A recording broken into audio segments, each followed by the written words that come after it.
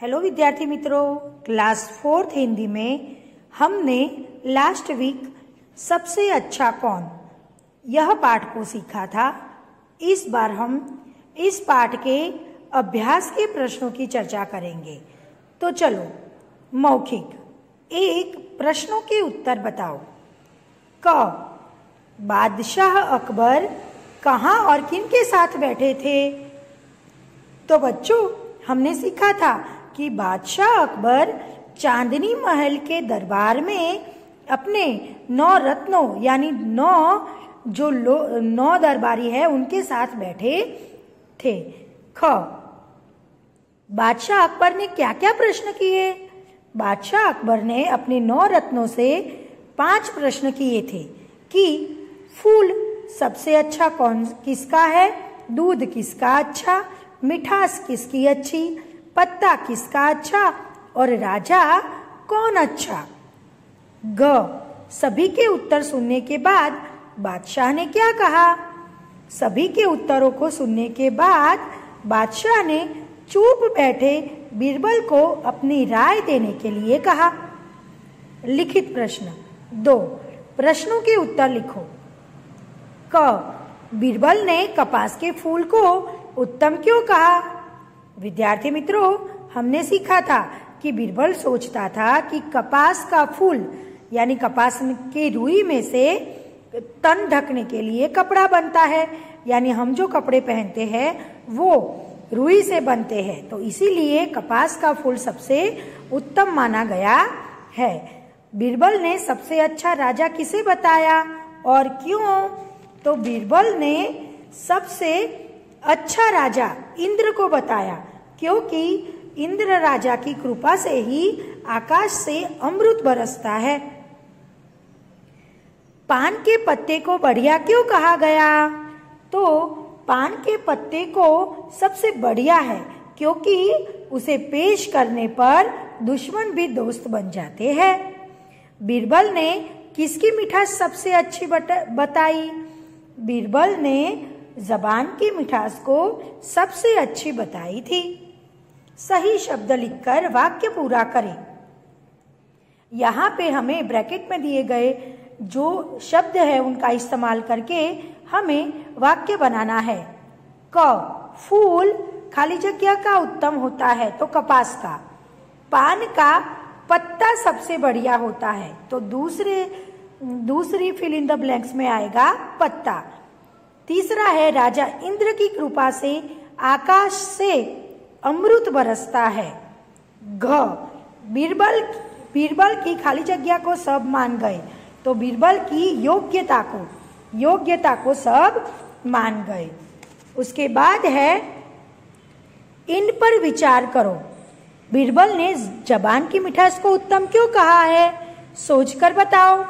विद्यार्थी मित्रों, हमने इस लेसन में पढ़ा था कि बीरबल ने बोला था कि जबान की मिठास सबसे अच्छी होती है। क्यों? क्योंकि प्यार से बोलने पर सब दुश्मन भी दोस्त बन जाते हैं और सबके साथ अच्छे से बात करने से, प्यार से बात करने से सारे काम निपट जाते हैं। तो इसीलिए बीरबल ने सबसे अच्छी मिठास जबान की मिठास को बताया है। आपके गुण ही आपकी पहचान होते हैं। अपनी कोई 4 विशेषताओं बताओ।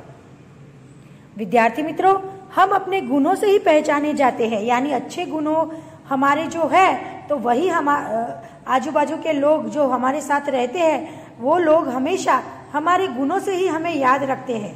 तो आपके कौन कौन से गुण अच्छे हैं वो आपको खुद सोचकर बताना है कि मैं बहुत ही बोला हूँ या मैं किसी को हर बात में तुरंत उसको माफ कर देता हूँ। तो ऐसी आप में कौन सी विशेषताएं हैं वो आपको खुद बताना है। उसके बाद है प्रशंसा योग्य। मूर्ख व्यक्ति को अपने दोष दिखाई नहीं देते पर उसे दूसरों में दोष ही दिखाई देते हैं। विद्यार्थी मित्रों, ये चाणक्य ने कहा है कि जो मूर्ख व्यक्ति होता है उसको कभी भी अपने दोष यानी अपनी गलतियां उसको दिखाई नहीं देती, लेकिन हमेशा उसको दूसरे की ही गलती दिखाई देती है।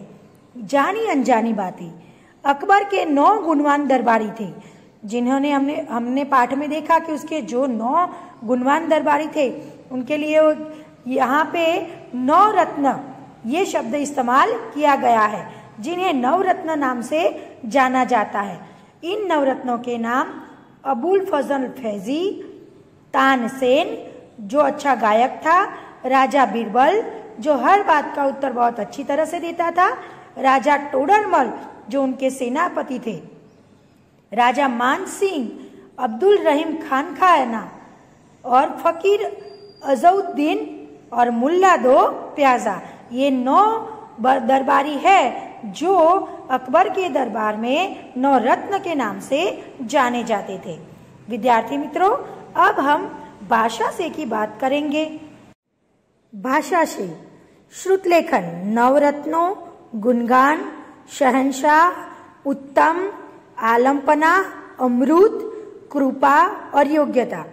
विद्यार्थी मित्रों, आपको ये शब्द आपको नोटबुक में देखकर लिख लेने हैं और उसमें अच्छी तरह से उसको कैसे लिखते हैं वो याद रखना है। सही विलोम शब्द चुनकर लिखो। विलोम शब्द यानी विपरीत शब्द। तो यहाँ पे पवित्र, पवित्र का विलोम शब्द होता है अपवित्र, योग्य का होता है अयोग्य, उसके बाद अच्छा का होता है बुरा और अमृत का होता है विष। उसके बाद है उदाहरण पढ़ो, समझो और लिखो। 6 से एक शब्द बनाया है अच्छा, तो ऐसा हमें दूसरा शब्द बनाना है, होगा गुच्छा। अच्छा गुच्छा। बस्ता, बस्ता के साथ होगा रस्ता। रत्न, यत्न और ज्ञ का होगा योग्य, भाग्य। दिए गए शब्दों की विशेषता बताने वाले शब्द ढूंढ कर लिखो। देखो, जो शब्द विशेषता बताते हैं शब्द की, बच्चों उसे विशेषण कहते हैं। तो वो नाम की विशेषता दर्शाता है, जैसे कि लड़का, लेकिन बहुत ही होशियार लड़का। तो होशियार क्या दर्शाता है? ये लड़के की विशेषता दर्शाता है। यहाँ पे एक है, मैं आपको एक उदाहरण दूंगी, रमेश। और रमेश को कहेंगे लंबा, लंबा रमेश। तो यहाँ पे रमेश की विशेषता क्या हुई? वो लंबा हुआ। तो जो नाम के बारे में कुछ विशेषता दर्शाते हैं, ऐसे शब्दों को हम विशेषण कहेंगे। तो विद्यार्थी मित्रों, यहाँ पे है महल। तो महल के लिए कौन सा विशेषण इस्तेमाल किया गया है? तो महल के लिए चांदनी महल। हमने पाठ में देखा था कि चांदनी महल नाम था। तो महल के लिए चांदनी विशेषता ये शब्द बताया गया था। फूल, तो फूल कैसा फूल? तो वो है बढ़िया फूल। सॉरी, बढ़िया फूल नहीं आएंगे, अच्छे फूल आएंगे। चांदनी महल, अच्छे फूल और जवाब, जवाब। और उसके बाद है दूध। तो दूध में आएगा सफेद दूध, मीठी जबान और राय, अलग राय। और जवाब अभी बाकी है, तो उसमें लिखेंगे बढ़िया जवाब। तो फिर से मैं एक बार दोहराती हूँ, चांदनी महल, अच्छे फूल, बढ़िया जवाब, सफेद दूध, मीठी जबान और अलग राय।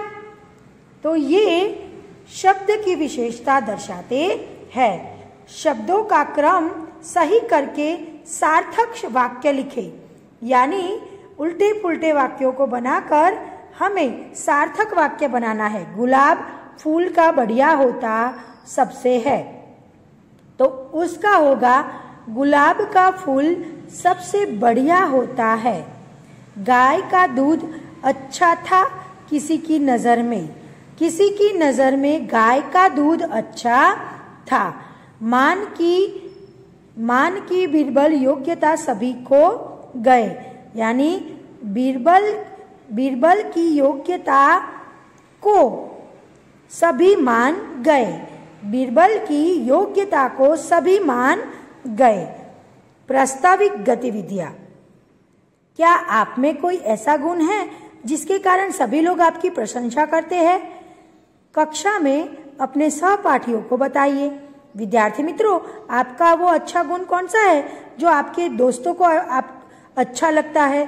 तो वो आपको आपके फ्रेंड्स के साथ शेयर करना है। आपको बीरबल जैसा मित्र मिल जाए तो आपको कैसा लगेगा?